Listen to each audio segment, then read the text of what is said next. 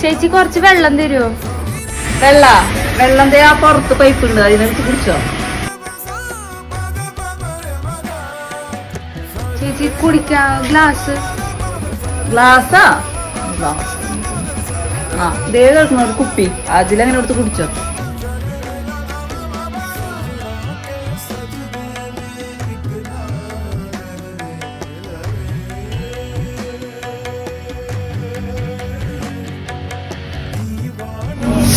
വായോ ചോറിനുണ്ടേ സമയത്തിന് ഫുഡ് കഴിക്കണം. വാ മതിയോടെ വെച്ചോ.